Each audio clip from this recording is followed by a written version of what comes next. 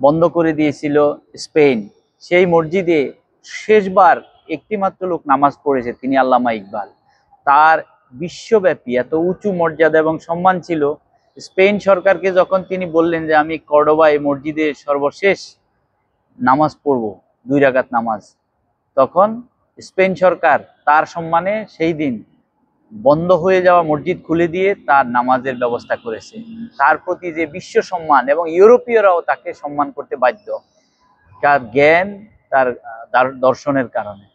আমাদেরকে তাকে স্মরণ করতে হবে, আগামী প্রজন্মকে আল্লামা ইকবাল সম্পর্কে স্মরণ করে দিতে হবে, আমাদের পাঠ্যতে আল্লামা ইকবালকে অধিভুক্ত করতে হবে। আমরা চাই আমাদের আল্লামা ইকবাল হল ঢাকা বিশ্ববিদ্যালয়ে যেন পুনঃপ্রবর্তন হয়। নতুন একটি হলের নাম যদি আল্লামা ইকবাল হয় তাতেও আমরা খুশি, আর যদি আল্লামা ইকবাল হলের নাম প্রবর্তন করা হয় পুনরায়, তাতেও আমরা খুশি।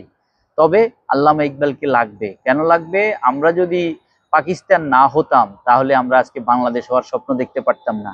আমরা কাশ্মীরিদের মতো আমরা নির্যাতিত, নিষ্পেষিত, নিপীড়িত জাতি হিসেবে থাকতে হতো। আমরা হায়দ্রাবাদের মতো আমাদের স্বাধীনতা হারাতে হতো, আমরা সিকিমের মতো স্বাধীনতা হারাতে হতো, আমরা জুনাগড়ের মতো আমাদের স্বাধীনতা হারাতে হতো, করিমগঞ্জের মানুষদের মতো আজকে আমাদের স্বাধীনতা হারাতে হতো।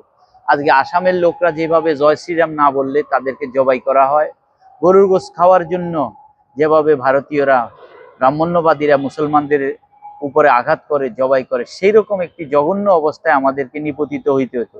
এই অবস্থা থেকে মুক্তি পাওয়ার স্বপ্ন দেখেছেন ডক্টর আল্লামা ইকবাল। তাই আল্লামা ইকবালকে স্মরণের মধ্যে দিয়ে আমাদের বাংলাদেশি জাতীয়তাবাদ যদি আমরা স্মরণ করি, বাংলাদেশি জাতীয়তাবাদ যদি আমরা বিশ্বাস করি, তাহলে বাংলাদেশি জাতীয়তাবাদের ভিত্তি রচনার অন্যতম মহানায়ক আল্লামা ইকবাল। কারণ আল্লামা ইকবাল যদি পাকিস্তানের স্বপ্ন না দেখতেন